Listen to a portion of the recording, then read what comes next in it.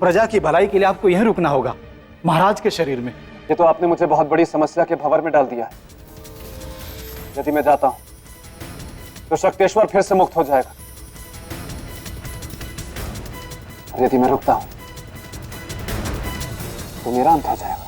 कोई ऐसा मार्ग निकालिए जिससे किसी का भी अहित ना हो। अब तो एक ही मार्ग है कि शक्तेश्वर की आत्मा को सदा के लिए इस धरती से समाप्त कर दिया जाए।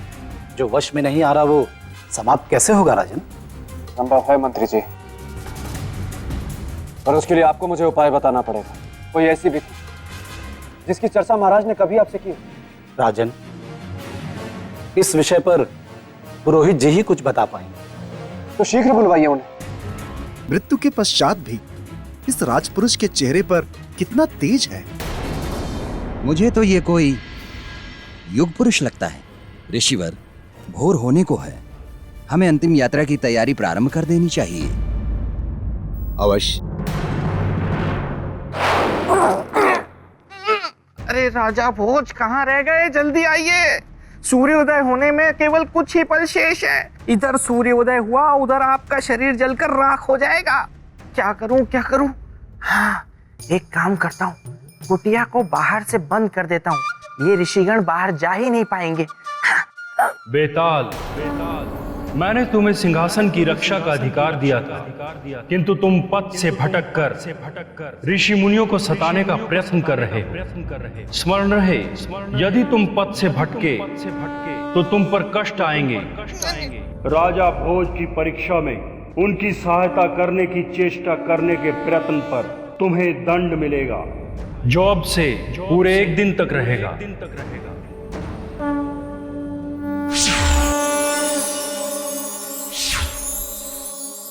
अब क्या किया इन्होंने? हैं? मेरी आवाज, ब्रह्मदेव, मेरी आवाज को क्या बना दिया? महाराज, मृत आत्माओं से मुक्ति पाने का एक ही मार्ग है, पिंडदान, क्योंकि इससे उन्हें पितृलोक में स्थान प्राप्त हो जाता है। किंतु शक्तेश्वर के विषय में यह विधि उपयोगी नहीं है। क्यों पुरोहित जी? क्योंकि पिंडदान से उस आत्मा की मुक्ति और तृप्ति होती है जिसकी मृत्यु आयु के पूरे होने के बाद होती है, किंतु शक्तेश्वर की मृत्यु अकाल मृत्यु है। ऐसे व्यक्ति की आत्मा को पितृलोक में स्थान प्राप्त नहीं होता। पुरोहित जी, क्या ऐसी आत्माओं की शांति के लिए हमारे शास्त्रों में कोई विधान नहीं है? एक विधि है। क्या है वह विधि? शीघ्र बताइए। यदि कोई योगी पुरुष यज्ञ करके पितरों के देवता आर्यमा को प्रसन्न कर ले तथा शक्तेश्वर की आत्मा को पितृलोक में स्थान दे दें, वो इस समस्या का हल है। अन्यथा पुरोहित जी, यदि यह उपाय समस्या का समाधान है तो हम उन्हें अवश्य प्रसन्न करेंगे। आप पिंडदान की तैयारी शुरू कीजिए पुरोहित जी।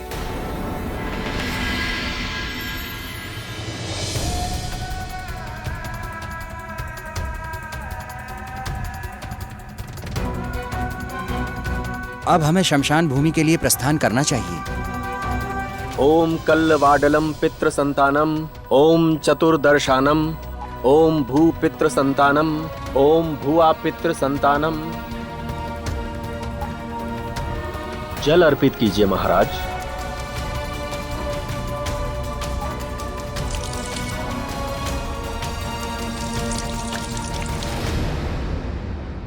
महाराज, पिंडदान हो गया।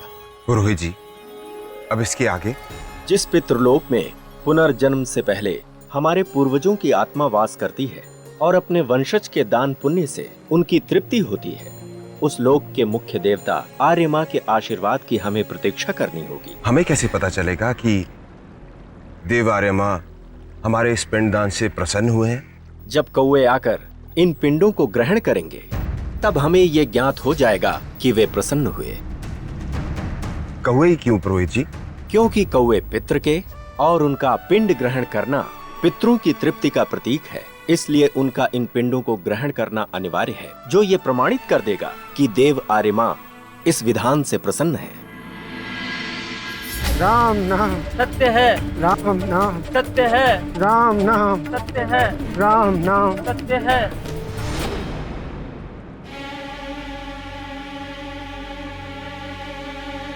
रोहित जी, इतना समय बीत गया, अभी तक इन पिंडों को ग्राइंड करने के लिए पितृरूपी कौवा आया क्यों नहीं?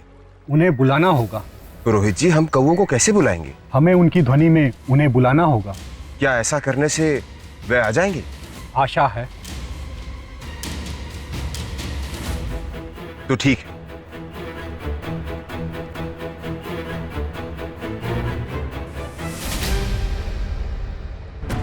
काव काव काव काव काव। राम नाम सत्य है, राम नाम सत्य है, राम नाम सत्य है। काव काव काव काव।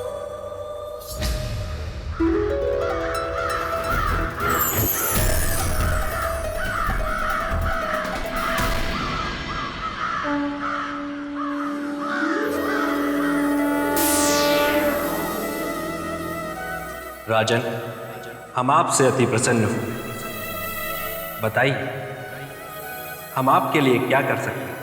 हे देवार्यमा, इस कलश में एक अतृप्त आत्मा है।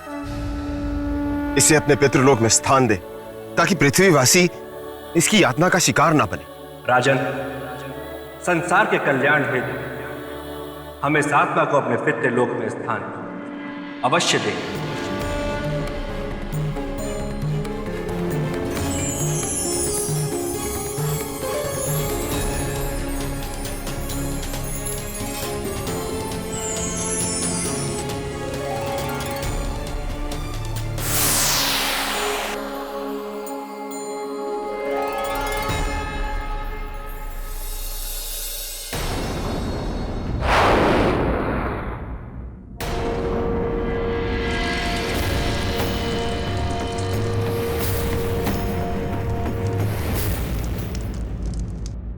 ये क्या अनर्थ होने जा रहा है? अगर राजा भोज का शरीर जल गया तो फिर उनकी आत्मा भटकती रहेगी और आत्मा शरीर से ज्यादा बलवान होती है।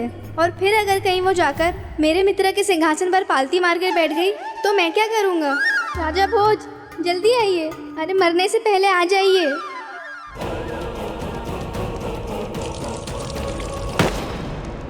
अब मुझे आज्ञा दें।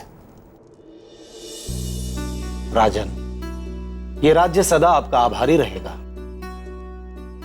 इसमें आभार कैसा मंत्री जी? मैंने तो बस एक राजा का कर्तव्य निभाया है और प्रजा की रक्षा करना तो एक राजा का परम धर्म होता है। अब मुझे विदा दें।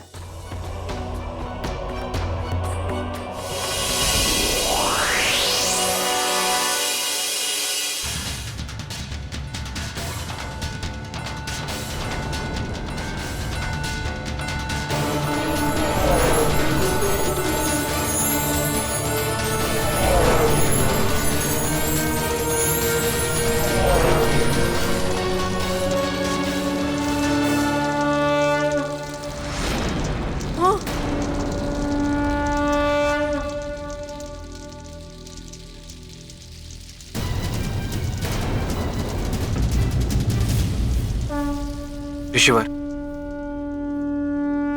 मुझे क्षमा करें। मेरी वजह से आप सभी को कष्ट हुआ। परंतु सच यह है कि वास्तव में मैं मृत नहीं था, बल्कि अपनी योग शक्ति से अपनी आत्मा को अपने शरीर से कुछ देर के लिए अलग किया था, किसी उद्देश्य के लिए। वत्स, मुखमंडल से संदेह तो था, किंतु जीवन का संकेत ना होने के कारण हमने शरीर का अंतिम संस्कार करना उचित समझा। किंतु शुभ ये हुआ कि तुम समय से पहले आ गए। जानता हूं, वरना अनर्थ हो जाता।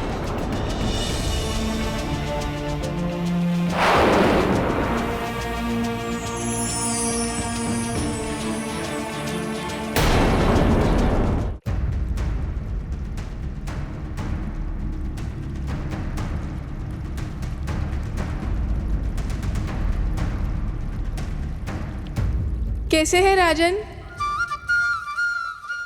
श्रीमान बेताल, भला ये कैसा स्वांग है? मैंने सोचा राजन कि ना तो यहाँ देवी महामाया है और ना ही अन्य पुतलियाँ। आपको उनकी याद सताती होगी क्योंकि अब तो केवल मैं ही आपकी परीक्षाएं लूँगा।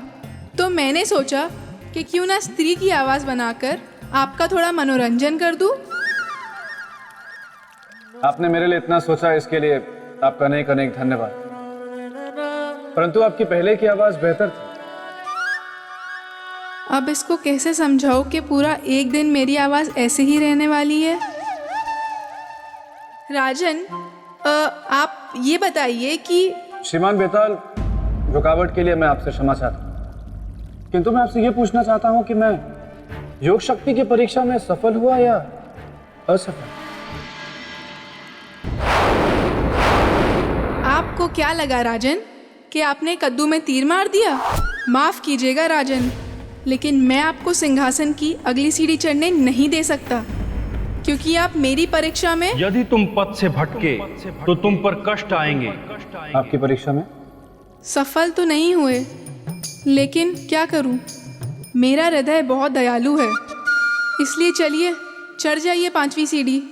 धन्यवाद श्रीमान बेताल, अनेक अनेक धन्यवाद।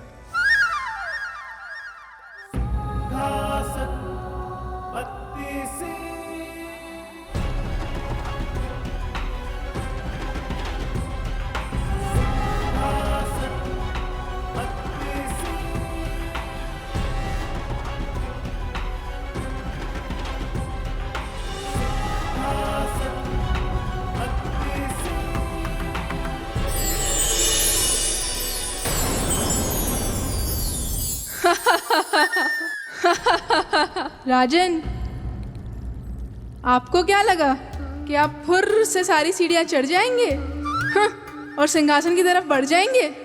नहीं राजन नहीं, मैं हूं बेताल जो गलने नहीं देगा आपकी दाल।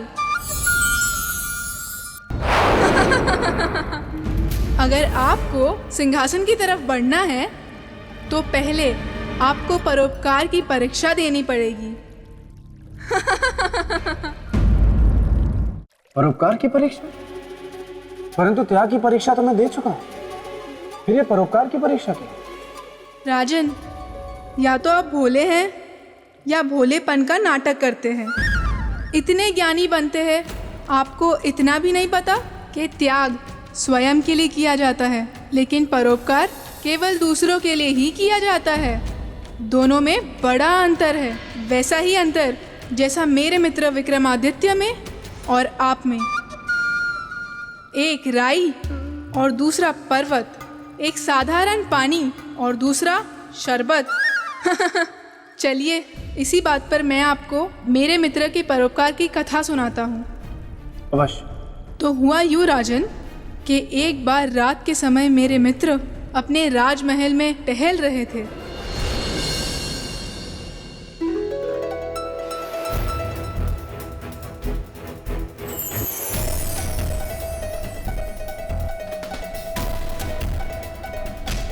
हर घर में प्रकाश फैलाने वाली है बातिया। धन्य है आप, हर घर की खबर रखती है। हम सम्राट होकर भी नहीं रख पाते।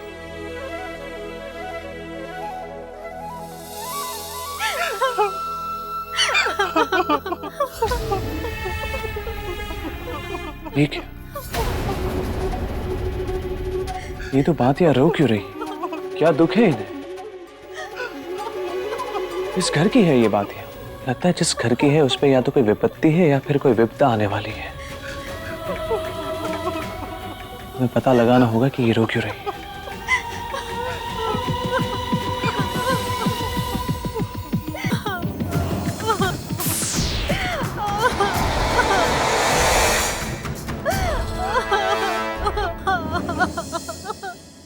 क्या हुआ बहन? मेरा दुख ये है कि जिस घर में मैं जलती हूँ, कल से उस घर में जलाने वाला कोई नहीं रहेगा। क्यों बहन? क्योंकि मेरे घर में केवल 2 जन हैं, एक अंधी माँ और उनका इकलौता बेटा, बस। 2 जन तो है, फिर क्यों रोती हो?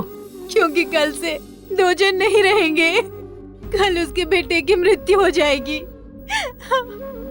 और बहन, मेरा दुख ये है कि मेरे राजा ने बिना कारण जाने उस घर के बेटे को मारने का आदेश दिया है।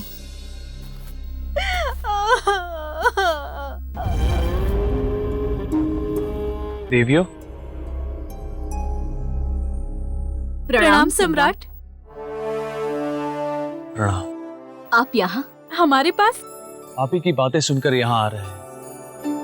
क्या आप हमें बता सकती कि वो युवक कौन है जिसकी मृत्यु होने वाली है, और कौन है जो उसे मृत्यु दे रहा है? आप जानकर क्या करेंगे सम्राट? गरीबों पे सदा अमीरों का अत्याचार और अन्याय होता रहा है। कल मरने वाला गरीब अभागा युवक जिसके भाग्य के साथ मेरा भाग्य भी जुड़ा हुआ है, कल उधर वो समाप्त होगा और इधर मैं समाप्त हो जाऊंगी, और अपने घर में मैं कभी नहीं जलूंगी। पर मैं तो जलूंगी और रोशनी भी फैलाऊंगी, किंतु उस दुख के साथ कि जिस राज्य में मैं जल रही हूँ, उस राजा ने एक निर्दोष की हत्या कर कर अन्याय किया है। हम वचन देते हैं कि अन्याय नहीं होने देंगे हम। कृपया आप हमें उस युवक का नाम बता दीजिए जिसकी मृत्यु होने वाली है, और उस राजा का नाम जो ये अन्याय करने जा रहा है। उस युवक का नाम है नामदेव, और वो राजा है भद्रपुर के राजा रुद्र प्रताप। रुद्र प्रताप। देवियों, परंतु हमें यह तो बताए कि क्षमा करें सम्राट, हम इससे अधिक आपको कुछ नहीं बता सकते। इसका मतलब है कि आगे की विस्तृत जानकारी हमें वारामिहिर जी ही दे सकते हैं।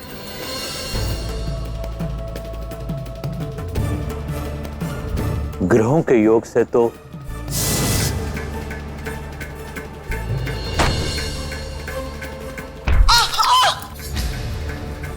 ये कैसी आवाज? माँ, माँ, माँ, चोट तो नहीं आई माँ?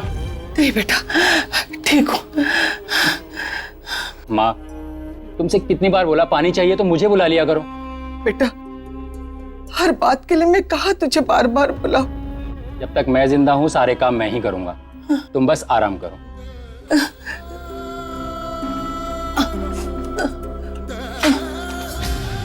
क्या बात है वारामिहिर जी, आप कुछ कहते कहते रुक गए। जब साक्षात काल हो तो मैं क्या कहूं सम्राट? इसका मतलब? इसका मतलब उसके ऊपर मृत्यु योग चल रहा है सम्राट, उसका बचना कठिन है। और क्या है उस युवक की कुंडली में वारामिहिर जी? वो अभी तक अविवाहित होगा। उसके पिता की मृत्यु बचपन में ही हो गई होगी। उसके साथ उसकी माता होगी जो नेत्रहीन होगी। अब कुछ आराम मिला? हाँ बेटा, चुक चुक जियो मेरे लाल, चुक चुक जियो। बहुत कष्टमय समय है, और इसी कष्ट में उस लड़के की मृत्यु हो जाएगी। तत्पश्चात उसकी माता, उसकी भी मृत्यु हो जाएगी। इसका अर्थ है कि एक ही घर में दो दो मृत्यु। हम ऐसा नहीं होने देंगे वारामिहिर जी। अब तो ईश्वर मेरी एक अंतिम इच्छा पूरी कर दे बस। वो क्या माँ? कि जब मैं प्राण त्याग दूं तो तू मेरे पास रहे। जा माँ, मैं तुझसे बात नहीं करता। हर समय मुझे छोड़ के जाने की बात करती है। अरे बेटा, गुस्सा हो गया ना बेटा? आ बैठ, मेरे पास बैठ, बैठ। वारामिहिर जी, हमें ये बताइए कि काल के आने की दिशा क्या होगी? सम्राट, आप अटल को रोकना चाहते हैं? नहीं, मृत्यु के रूप में अन्याय और धर्म को रोकेंगे। आप केवल हमें यह बताएं कि काल के आने की दिशा क्या होगी, हम उसे पहचानेंगे कैसे? सम्राट, काल की दिशा तो दक्षिण है, और वो उसी दिशा में वास करता है। रही बात रूप की, तो उसके बारे में कुछ भी कहना कठिन है। बस उसके आने और उसकी उपस्थिति की अनुभूति कर सकता है।